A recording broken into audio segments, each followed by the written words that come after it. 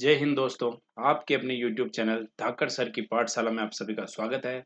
आज मैं लेके आया हूँ आपके बीच में राजस्थान की चतुर्थ श्रेणी कर्मचारी की जो भर्ती की जो परीक्षा है 2025 में अभी होने वाली है अगले महीने में, उसके लिए बहुत ही महत्वपूर्ण प्रश्न जो कम समय में आपको धुआंधार तैयारी के लिए हूबहू परीक्षा में आने वाले प्रश्न मैं आपके बीच में लेके आया हूँ। हिंदी व्याकरण के प्रश्न हैं, बिल्कुल सरल, इसके लेवल को ध्यान रखते हुए वही प्रश्न है कि अगर आप अपनी तैयारी कर रहे हैं तो उस तैयारी को इससे जांच लो, और अगर आप तैयारी की शुरुआत कर रहे हैं या आप अब पढ़ रहे हैं तो इस क्लास को देखना ज़रूर, ताकि आपको इस परीक्षा में सफलता के लिए आपको ये क्लास बहुत ही आपके लिए अति आवश्यक है, कहीं आप ये मौका चूक ना जाए। तो बिना समय गंवाए हुए क्लास को शुरू करते हैं। पहला जो है टॉपिक इस हिंदी विषय का, वो है आपके संज्ञा। देखो दोस्तों, संज्ञा आपने बहुत बार या बहुत सारी कक्षाओं में पढ़ी होगी, लेकिन इसके लेवल को ध्यान में रखते हुए ये क्लास बनाई गई है। तो बिल्कुल पहला प्रश्न है, संज्ञा के कितने भेद होते हैं? तो दोस्तों, संज्ञा के जो है वो 5 भेद होते हैं। सीधा-सीधा प्रश्न आता है कि संज्ञा के कितने भेद होते हैं, तो आपको उत्तर कर देना है कितना है? 5। विवरण देखें, किसी व्यक्ति, वस्तु, स्थान या भाव के नाम को क्या कहते हैं? संज्ञा कहते हैं। और इसके 5 मुख्य भेद होते हैं। पहला जो होता है वो व्यक्तिवाचक, दूसरा जो होता है वो जातिवाचक संज्ञा, तीसरा जो होता है भाववाचक संज्ञा, चौथा समूहवाचक संज्ञा और पांचवा द्रव्यवाचक संज्ञा। तो कितने प्रकार की होगी दोस्तों? 5 प्रकार की आपकी संज्ञा होती है, 5 प्रकार की। इसी में अब और प्रश्न देख लेते हैं। पेड़ शब्द में कौन सी संज्ञा है? तो पेड़ शब्द में जो है दोस्तों वो जातिवाचक संज्ञा है। अब आपको यहाँ लग रहा होगा कि इसको जातिवाचक संज्ञा कैसे बताई है, तो याद रखना कि पेड़ शब्द एक ही प्रकार की सभी वस्तुओं, पेड़ों का बोध कराता है। किसका बोध कराता है? पेड़ों का बोध कराता है। और ये पेड़ों का एक समूह है, एक पेड़। तो ये क्या हो गई? जातिवाचक संज्ञा हो गई। तो इसका राइट आंसर हो जाएगा जातिवाचक संज्ञा। नेक्स्ट क्वेश्चन, जयपुर शब्द में कौन सी संज्ञा है? तो जयपुर शब्द है, बात कर रहे हैं जयपुर। जयपुर एक शहर है, और तो इसमें हो जाएगी व्यक्तिवाचक संज्ञा। जयपुर एक विशेष शहर का नाम है, इसलिए ये कौन सी संज्ञा हो जाएगी? व्यक्तिवाचक। अब जयपुर की जगह अगर आप इसमें होता दिल्ली, तो भी क्या होता दोस्तों? जातिवाचक संज्ञा होती। आगरा, या जैसे आपका कोई जिला है जोधपुर, अगर कुछ भी होता तो उसमें कौन सी संज्ञा आती दोस्तों? उसमें संज्ञा आती व्यक्तिवाचक संज्ञा। ध्यान रखना, किसी शहर का नाम आए तो उसमें कौन सी संज्ञा आएगी? व्यक्तिवाचक संज्ञा। मिठास शब्द में कौन सी संज्ञा है? बात मिठास शब्द की चल रही है, तो मिठास शब्द में भाववाचक संज्ञा है दोस्तों। भाववाचक संज्ञा, क्योंकि मिठास किसी वस्तु के गुण या भाव का बोध कराती है, तो जिसे छुआ नहीं जा सकता तो उसे क्या कहेंगे? भाववाचक संज्ञा। अगर यह मिठास की जगह आती कड़वाहट, कड़वाहट आ जाती, या खट्टापन आ जाता, तो भी कौन सी संज्ञा होती दोस्तों? याद रखना आपको, कौन सा? किसी भी प्रकार का कड़वाहट, मिठास, खट्टापन कुछ भी आ रहा है तो उसमें क्या आ रहा है? एक भाव आ रहा है। तो कौन सी संज्ञा हो जाएगी? भाववाचक संज्ञा। नेक्स्ट क्वेश्चन, अब नेक्स्ट क्वेश्चन जो देखेंगे वो संज्ञा का बिल्कुल तीनों जो पांचों प्रकार की संज्ञा थे उसके बारे में बता दिया था। अब सर्वनाम, सर्वनाम के कितने भेद होते हैं? तो दोस्तों याद रखना, सर्वनाम के जो है वो 6 भेद होते हैं। कितने भेद होते हैं? 6 भेद होते हैं। और सर्वनाम वे शब्द है जो संज्ञा के स्थान पर प्रयोग होते हैं। और ये कौन कौन से हैं? तो पुरुषवाचक सर्वनाम, निश्चयवाचक सर्वनाम, अनिश्चयवाचक सर्वनाम, संबंधवाचक सर्वनाम, प्रश्नवाचक सर्वनाम और निजवाचक सर्वनाम। ये हो गए आपके 6 प्रकार के सर्वनाम। 6 प्रकार के सर्वनाम आपने देख लिए हैं। अब इन्हीं सर्वनाम में से कुछ प्रश्न देख लेते हैं।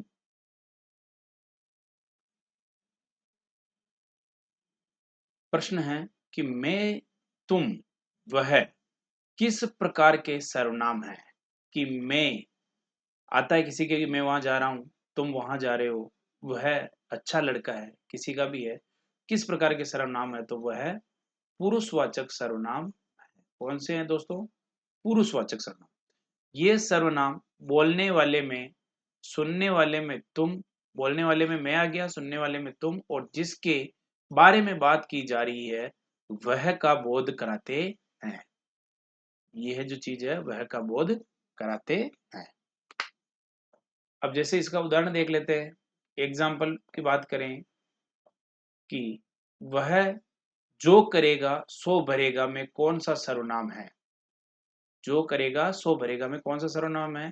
तो जो करेगा वही भरेगा, इन दोनों के बीच में क्या है? संबंध है। क्या है दोस्तों? संबंध। तो ये कौन सा सर्वनाम हो जाएगा? संबंधवाचक सर्वनाम। यह एक वाक्य के दो खंडों के बीच संबंध स्थापित करता है। दो खंडों के बीच एक शब्द तो हो जाएगा, कौन सा दोस्तों? जो करेगा सो भरेगा, एक खंड ही हो गया, एक खंड हो जाएगा सो भरेगा। ये दोनों मिलके हो जाएगा, संबंध हो रहा है दोनों में, तो बीच में संबंध स्थापित करने का काम करता है।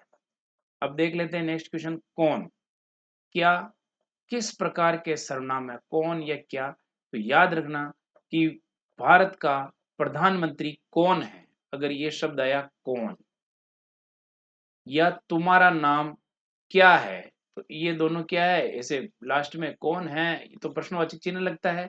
ऐसे आपको समझना है कि जिनमें प्रश्नवाचक चिन्ह लगता है, कौन, क्या, कैसे, जो भी है, तो वो कौन सा हो जाएगा सर्वनाम?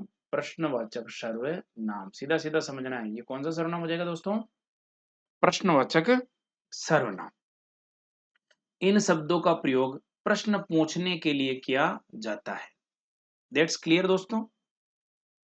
नेक्स्ट क्वेश्चन देख लेते हैं, विशेषण। विशेषण देखते हैं हम। विशेषण के कितने भेद होते हैं? तो इसके जो भेद होते हैं विशेषण के कितने होते हैं दोस्तों? चार। कितने भेद होते हैं? चार भेद होते हैं। और विशेषण संज्ञा व सर्वनाम की विशेषता बताते हैं, और इनके भेद है गुणवाचक विशेषण, संख्यावाचक विशेषण, परिमाणवाचक विशेषण और सार्वनामिक विशेषण। ये हो गए आपके कितने? एक, दो, तीन और ये चार। ये चारों हो गए विशेषण के प्रकार। इसका एग्जाम्पल देख लेते हैं कि अच्छा और बुरा किस प्रकार के विशेषण हैं। बात हो रही है अच्छे और बुरे की, तो अच्छा और बुरा मतलब उस व्यक्ति का गुण बताया जा रहा है, तो इसमें कौन सा विशेषण हो जाएगा दोस्तों? गुणवाचक विशेषण। ये शब्द किसी व्यक्ति या वस्तु के गुण या दोष का बोध कराते हैं, उन्हें क्या कहते हैं? गुण अच्छे भी हो सकते हैं, गुण बुरे भी हो सकते हैं। गुण या दोष बताते हैं, उन्हें गुणवाचक विशेषण कहते हैं। आपको ये भी ध्यान रखना है। एग्जाम्पल देख लेते हैं इसके कि 2 किलो आटा में कौन सा विशेषण है? तो 2 किलो आटा में याद रखना दोस्तों, क्या बताया है? 2 किलो, इसका परिमाण बताया है, इसका नाप बताया है। क्या बताया है? नाप। कितना बताया है? 2 किलो। 2 किलो बताया है, तो परिमाण वाचक विशेषण है कि इसने इसका नाप बताया है, परिमाण बताया है, तो परिमाण वाचक विशेषण। ये शब्द किसी वस्तु की मात्रा या परिमाण बताता है। अगर आपसे पूछ ले कि 1 लीटर दूध, अगर 1 लीटर दूध की बात बताई है, तो यहाँ मात्रा आपको बताई गई है कि कितना है? 1 लीटर दूध। यहाँ बता दे आपको 2 मीटर कपड़ा, तो क्या बताया गया? उसका माप बताया गया, और जहां माप बताया जाता है उसे परिमाणवाचक विशेषण के अंतर्गत आता है। याद रखना दोस्तों ये चीज, चाहे किलो में हो, लीटर में हो, मीटर में हो, फीट में हो, कुछ किसी में भी हो, तो वो परिमाण हो जाएगा उसका। वह घर में कौन सा विशेषण है? इसमें हो जाएगा सार्वनामिक विशेषण। कौन सा हो जाएगा दोस्तों? सार्वनामिक विशेषण। जब कोई सर्वनाम संज्ञा से पहले आकर उसकी विशेषता बताता है, तो उसे सार्वनामिक विशेषण कहते हैं। ये घर है, ये क्या दोस्तों? संज्ञा है, और ये वह जो है, ये इससे पहले आया है, संज्ञा से पहले, और इसकी विशेषता बता रहा है कि वह घर, इसे कौन सा कहेंगे? सार्वनामिक विशेषण। नेक्स्ट क्वेश्चन अब ले लेते हैं आपके क्रिया। एग्जाम की दृष्टि से दोस्तों बिल्कुल सटीक आपको पढ़ाया जा रहा है, न आपको कम और न आपको ज़्यादा। आपका जो एग्जाम है उसके लेवल के हिसाब से मैं पढ़ा रहा हूँ। अगर आप चैनल पर नए हैं तो ये आपका फर्ज बनता है कि इसे आप सब्सक्राइब कर दें और लाइक कर दें। क्रिया के कितने भेद होते हैं? तो दो भेद होते हैं, एक तो अकर्मक क्रिया और एक कौन सी क्रिया दोस्तों? सकर्मक। अभी इसको नाम से समझ में आ जाएगा आपको, अकर्मक और सकर्मक। क्रिया वह शब्द है जिससे किसी कार्य का करना या होना पाया जाता है, उसे क्या कहते हैं? किसी कार्य का करना या होना पाया जाता है। वो कैसे? अभी उदाहरण से देख लेते हैं कि राम खाना खाता है में कौन सी क्रिया है? तो राम खाना खाता है, तो कौन सी क्रिया है? खाना खाना एक सकर्मक क्रिया है कि जिसमें एक कर्म हो रहा है। इस वाक्य में क्रिया में खाता है जो है का प्रभाव कर्म जो है वो खाना है पर पड़ रहा है, इसलिए कौन सी क्रिया हो गई दोस्तों? सकर्मक। अब देखना, बच्चा रोता है में कौन सी क्रिया है? तो इसमें अकर्मक क्रिया आएगी। कौन सी क्रिया आएगी? अकर्मक। वो क्यों आएगी? कि इस वाक्य में क्रिया का प्रभाव सीधे कर्ता जो कि बच्चा है, क्योंकि बच्चा रोता है पर पड़ रहा है, तो इसमें कोई कर्म नहीं है। यहाँ पर कर्म क्या था? खाना था, क्योंकि राम खाना खाता है, तो राम पे कोई असर नहीं था क्योंकि खाने को खा रहा है, तो खाना जो है उसको खाता है। और यहाँ जो बच्चा जो है वो रोता है, तो बच्चा सीधा रो रहा है, मतलब खुद बच्चे पर प्रभाव पड़ रहा है केवल, इसलिए इसमें कोई कर्म नहीं हो रहा है। तो ये कौन सी क्रिया हो जाएगी दोस्तों? अकर्मक क्रिया। अब मैं आपके लिए लेके आया हूं पर्यायवाची और विलोम शब्द। विलोम शब्द याद रखना दोस्तों, इसका एक नाम होता है सिनोनिम और एक होता है एंटोनिम्स। देखो, ये बहुत आपको परीक्षा में कंफ्यूज करते होंगे, तो इनका भी मैं आपको थोड़ा तरीका बता दूं। सिनोनिम का पहला अक्षर कौन है? क्या है? एस। एस को याद रखना, क्या याद रखना? समान। क्या याद रखना है? समान। तो सिनोनिम का मतलब होता है पर्यायवाची, मतलब के समान, मतलब उसके समान ही अर्थ वाला हो। ऐसा आ रहा ना शुरू में, यहाँ से समझना आपको, ये जो हिंट बता रहा हूँ ये कोई एक ट्रिक है पकड़ने की, कि एस का मतलब समझना समान, की जिसके समान पूछा जाए वो कौन सा है? पर्यायवाची। अंग्रेजी में पूछ ले सिनोनिम तो समान का हो गया पर्यायवाची। और एंटोनिम्स, ए का मतलब समझ लो आप उल्टा। क्या समझना आपको? उल्टा। ए आ गया ना, इसको समझो उल्टा, एंटोनिम्स। तो किसी भी चीज का क्या बताना अपने को? विपरीत बताना, मतलब विलोम। विलोम शब्द बताना है। चलो प्रश्न देख लेते हैं। पवन का पर्यायवाची शब्द क्या है? तो पवन के जो पर्यायवाची है, वायु है, समीर है, हवा है, ये सब चीजें पवन के पर्यायवाची है। अग्नि का पर्यायवाची शब्द क्या है? तो आग है, पावक है, अनील है, ये जो है अग्नि के पर्यायवाची शब्द है। ये दोस्तों याद रखने, सीधे सीधे पूछे जाते हैं, इनको आपको याद करना पड़ेगा। एक दो बार जब देखोगे तो आपको याद हो जाएंगे। दिन का विलोम शब्द क्या है? दिन का दिन है तो रात है, दिन और रात याद रखना। अगर दोस्तों आपको ऐसा लग रहा है कि ये बहुत ही सरल है, तो मैं आपको बता दूं कि आपकी जो 4th ग्रेड का एग्जाम है उसके लेवल से ये प्रश्न बहुत ही सही है। और फिर आप जितनी गहराई में जाओ तो वो आपके लिए सही नहीं है। बाकी मैं यही कहूंगा कि इस प्रकार के प्रश्न आप थोड़ा पढ़ें। प्रकाश का विलोम शब्द क्या है? तो प्रकाश का विलोम शब्द है दोस्तों अंधकार। आकाश का विलोम शब्द क्या है? आकाश है ऊपर, तो पाताल है नीचे। और कमल का पर्यायवाची शब्द क्या है? तो पंकज है, नीरज है और जलज है, ये कमल के पर्यायवाची है। अब कुछ मुहावरे और लोकाक्त्या देख लेते हैं।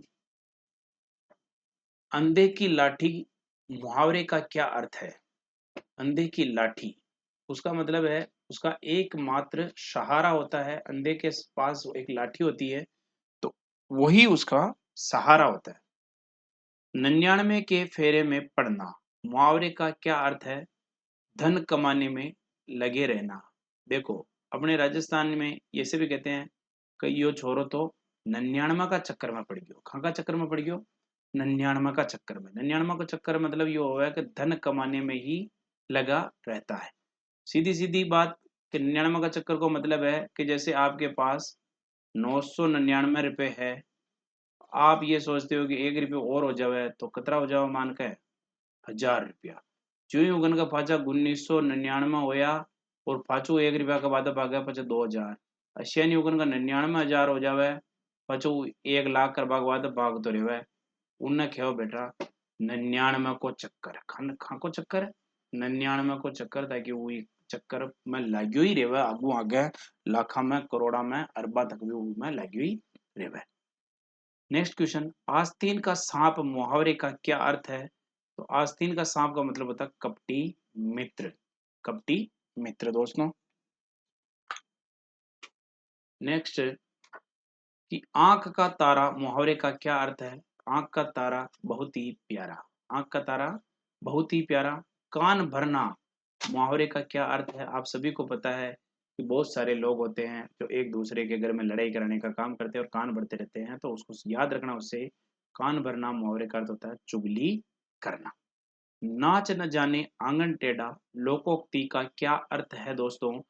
तो नाच न जाने आंगन टेढ़ा का मतलब है काम न जानने पर भी बहाना बनाना। कि काम तो कुछ उसको आता नहीं है और उसके लिए बहाने बनाता है कि आज मेरे पास टाइम नहीं है, कल कर दूंगा और परसों कर दूंगा, ऐसे करता रहता है। मतलब नाच तो जानता नहीं है और कहता है कि आंगन ही टेढ़ा है, तो बहाने बनाना हो गया, काम नहीं जानने पर बहाने बनाता है। दोस्तों मैं कहीं कहीं अपने राजस्थान की जो मेवाड़ क्षेत्र में बोली जाने वाली भाषा में आपके सामने बोल रहा हूँ, क्योंकि मैं मेवाड़ का ही हूँ, तो ऐसा इसलिए बोलता हूँ कि बीच बीच में आपको इंटरेस्ट आता रहे। अब देखो लोकोक्ति, पूत कपूत तो का धन संचय, पूत सपूत तो का धन संचय लोकोक्ति का क्या अर्थ है? बहुत बार सुना होगा कि संतान अगर लायक नहीं तो धन संचय का क्या फायदा है, और अगर लायक है तो भी धन संचय की जरूरत नहीं है। तो पूत अगर सपूत है तो भी धन को इकट्ठा करने की कोई जरूरत नहीं है, और पूत कपूत है तो फिर धन इकट्ठा करने से क्या फायदा है। एक और एक 11 होते हैं लोकोक्ति का क्या अर्थ है? तो एक और एक 11 अगर मुहावरा पूछ ले, अगर एक और एक अगर 11 अगर आपको मुहावरा पूछ ले तो ये तो होता है भाग जाना। क्या होता है दोस्तों? भाग जाना। एक और एक 11 होने का मतलब क्या होता है? भाग जाना। और एक और एक 11 होते हैं कि मतलब दो लोग मिलकर अगर तो काम करते हैं तो वो 11 के बराबर काम होता है, तो उसमें कहते हैं एकता में शक्ति होती है। किसमें होती है? एकता में शक्ति। अब देख लेते हैं दोस्तों संधि और समास। कुछ प्रश्न कि संधि कितने प्रकार की होती है? तो याद रखना दोस्तों संधि जो है वो 3 प्रकार की होती है, स्वर संधि, व्यंजन संधि और विसर्ग संधि। स्वर, व्यंजन और विसर्ग।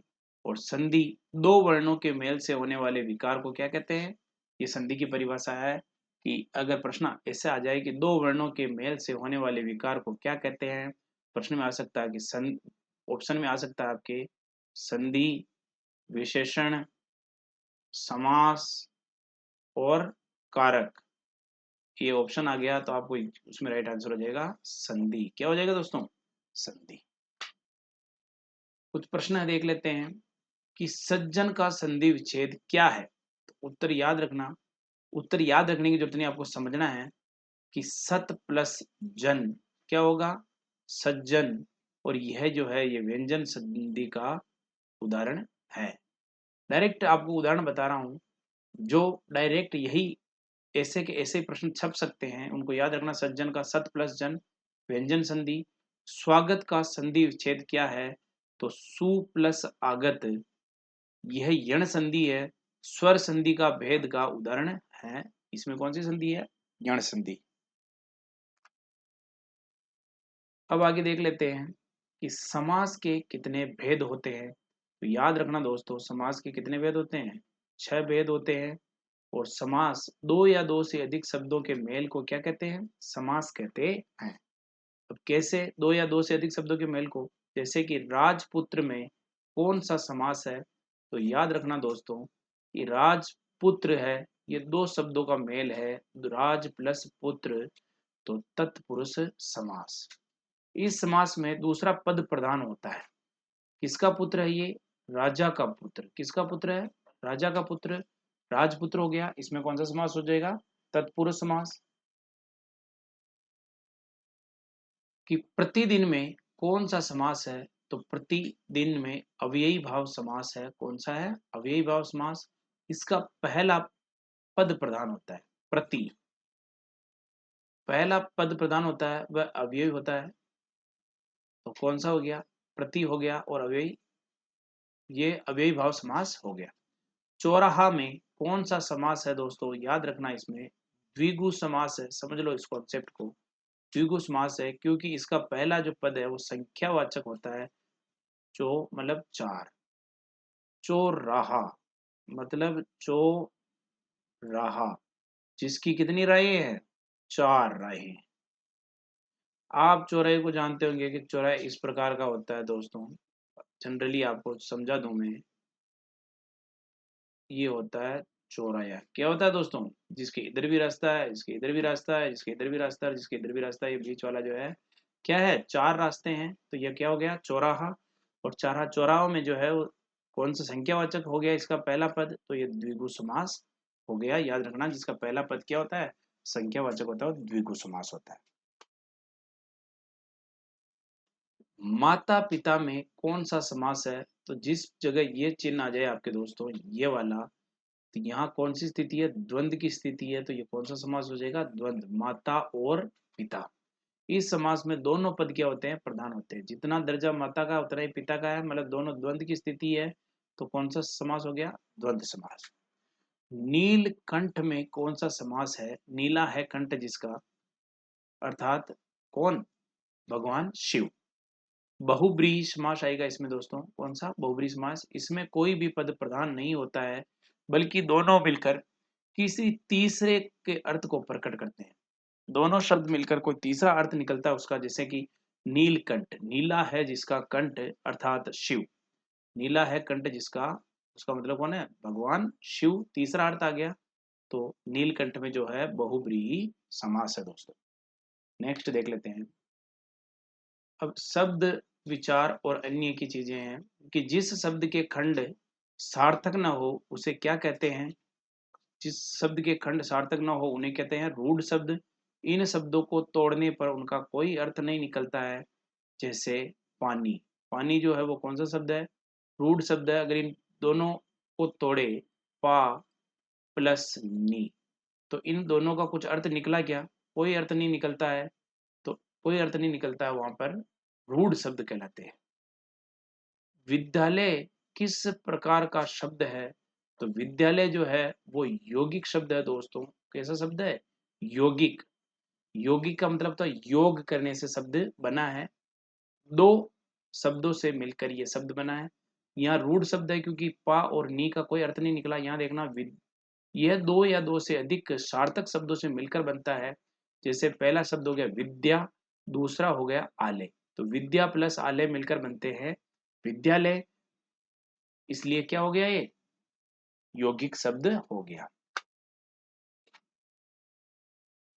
कि पंकज किस प्रकार का शब्द है? तो पंकज जो है वो दोस्तों योग रूट शब्द है। कौन सा? योग रूट। यह दो शब्दों के मेल से बनता है और किसी विशेष अर्थ को प्रकट करता है। पंकज कीचड़ में जन्मा, जिसका विशेष अर्थ क्या होता है? कमल। पंकज का विशेष अर्थ क्या होता है दोस्तों?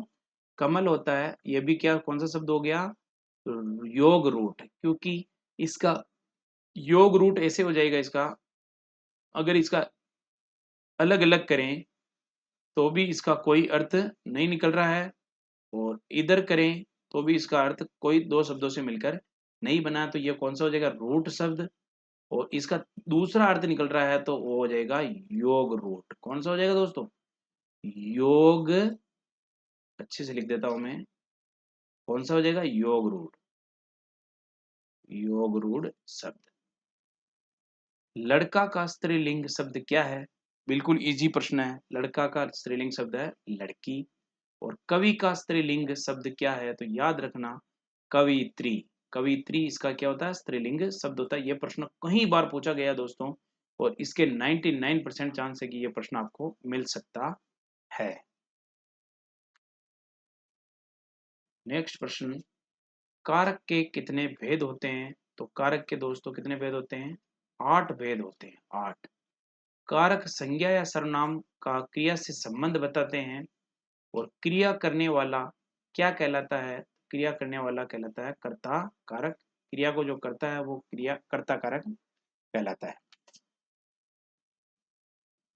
कि सैनिक का बहुवचन क्या है?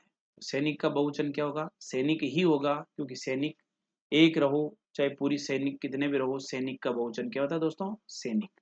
कुछ शब्द एक वचन और बहुवचन दोनों में क्या होते हैं? समान होते हैं। एक वचन और बहुवचन हिंदी व्याकरण में क्या कहलाते हैं? तो एक वचन और बहुवचन हिंदी व्याकरण में क्या कहलाते हैं दोस्तों? वचन कहलाते हैं। जो कम बोलता है उसे क्या कहते हैं? तो उसे कहते हैं मितभाषी। और जो कम खर्च करता है उसे कहते हैं दोस्तों मितव्ययी। क्या कहते हैं? मितव्ययी। कम बोलता है वो मितभाषी और कम खर्च करने वाला मितव्ययी कहलाता है। आगे देख लेते हैं।